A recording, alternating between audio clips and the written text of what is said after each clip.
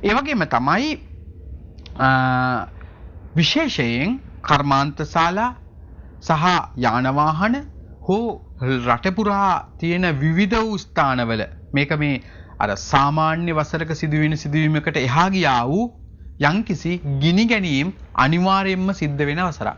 ගිනි බය කියන එක රටේ ජනතාවට ඉතා දරුණු විදිහට දැනෙන්න සිද්ධ වෙන සිදුවීම් සිද්ධ වෙනවා කියලා මේ දුර්මුඛ වර්ෂය තුර නාරද සංහිතාවේ කියවෙනවා. ඊළඟට රෝග බිය යම් යම් රෝග මම මුලින් මීට ඉහතදී ප්‍රකාශයක් කරා යම්කිසි වෙනත් නම් වලින් හඳුනාගත හැකි රෝග පැතිරලා යනවා කියලා. ඒත් සමගම ඒ සතියේම දුවා දරුවන්ගේ හැමේ රෝගයක් පැතිරිලා ගියා. දරුවන් වතුර බේසමක පවා බස්සලා තියන්න කියලා වෛද්‍යවරු කිව්වා. රශ්මි ධාරාව වැඩිකමට ඇති වෙන හැමට බලපාන විදිහ. ඒ වගේ යම් යම් රෝග බිය ඇතිවීම ඉඩකඩ වැඩි.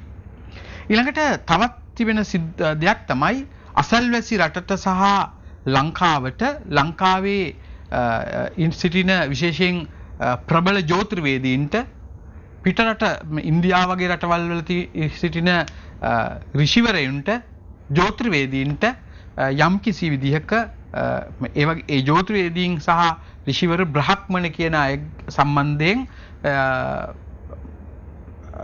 වියෝවීමක් ප්‍රබල චරිතයකගේ වියෝවීමක් නැතිවීමක් අසන්නට ලැබෙන වසරක් විදිහට පෙනෙනවා. සහ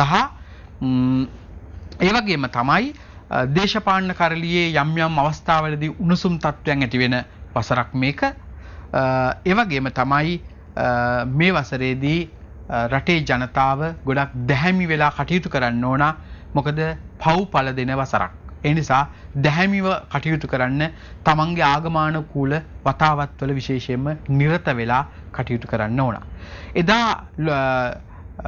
තුම්බිය ඇති වුණු වෙලාවේදී පිරිත් සජ්ජායනා කිරීමෙන් තමයි රෝබිය සම්පූර්ණයෙන්ම විශාලා මහනුවර ඇති වුණු වෙලාවේදී මේ සම්පූර්ණයෙන්ම පිරිත් සජ්ජායනා කරා වගේ මම හිතනවා රටේ නායකත්වය තුලින් මේ රට පුරාම පිරිත් සජ්ජායනා කිරීම පන්සල් වල ආරම්භ කිරීම මේ වසර ඉතාමත්ම වටිනවා කියලා සහ නගර පුරා ගම් පුරා මේ යම්කිසි රටවලින් පිරිත් සජ්ජායනා කිරීමෙන් පිරිත් පැන් ජනතාව අතර බෙදා දීමෙන් රාත්‍රී කාලයේ ඒ වගේ දේවල් සිද්ධ කරනවා නම් රටේ නායකත්වය තුළ මේ රටට පවතිනා වූ යම් වූ අපලපද්‍රාදියක් ඇද්ද සහ රෝබිය ගිනිබිය කියන බියවල් දුරු කර ගැනීමට හේතු වෙයි කියලා මම විශ්වාස කරනවා.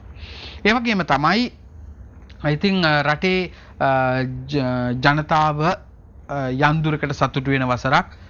මොනවා දුන්නත් මොනවා තිබුණත් මොනවා කළත් අපේ ජනතාව නම් සතුටු කරන්න බැරි කොටසක්. ඒගොල්ලෝ යන්දුරකට හරි සතුටු වෙනවා නම් ඒකත් ලොකුම අපිට ලොකු සතුටක් රටේ භාග්‍යයක් විදියට දකින්න පුළුවන්.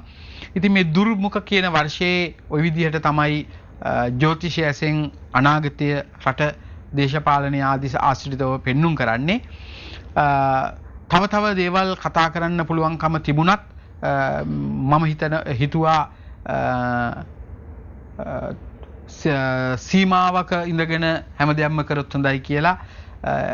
ඒ නිසා මෙවැනි පලාපලකින් ඔබ සෑහීමකටපත් වෙයි කියලා විශ්වාස කරනවා. සහ ඔබට ලබන සතියේ මම කෙටියෙන් හෝ මේ වසර ලග්නෙන් ලග්නෙට වචනකින් හරි පලාපලයක් ලබා දීමට බලාපොරොත්තු වෙනවා. ඉතින් මේ විදිහට තමයි මේ වසර ගත වෙන්නේ. ඒ නිසා ඔබ සියලු දෙනා හැමතිස්සෙම කාලය ධනය දෙකම කළමනාකරණය කරගෙන ජීවිතේ ජය ගන්න හිතන්න ඕන. තව කෙනෙකුට පහර දීලා තව කෙනෙකුගේ නැගීම ඊර්ෂ්‍යා මුහුණින් දකින්න නැතුව තමන්ගේ දක්ෂතාවය වර්ධනය කරගෙන ජීවිතේ දියුණු වෙන්න හිතන්න ඕන.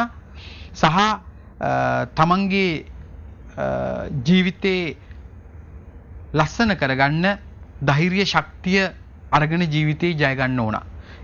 හැමතිස්සෙම පසුගිය කාලේ පසුගිය වසරේ වෙච්ච වැරදි හදා ගන්න ඕන. අපිට කරගන්න බැරි වෙච්ච දේ මේ වසරේ කරගන්නවා කියන ඉලක්කයක් ඇතිව ජීවත් වෙන්න ඕන. ලද දෙයින් සතුටු වෙන්න ඕන. තණ්හාය ජායති සෝකෝ තණ්හාය ජායති භයං. තණ්හාව නිසා ශෝකයත් තණ්හාව නිසා බයත් ඇති වෙන බව දැනගෙන කටයුතු කරන්න ඕන. එතකොට සැප නින්දක් ගන්න අපිට පහසු වෙනවා. ඒ නිසා ධනෙ පසුපසම හඹා යන්න එපා. සතුට පසුපස හඹා යන්න. එවිට ඔබගේ ජීවිතේ ජීවත් වෙනවා වගේ දැනේවි. ඒ ගැන සිතන්න.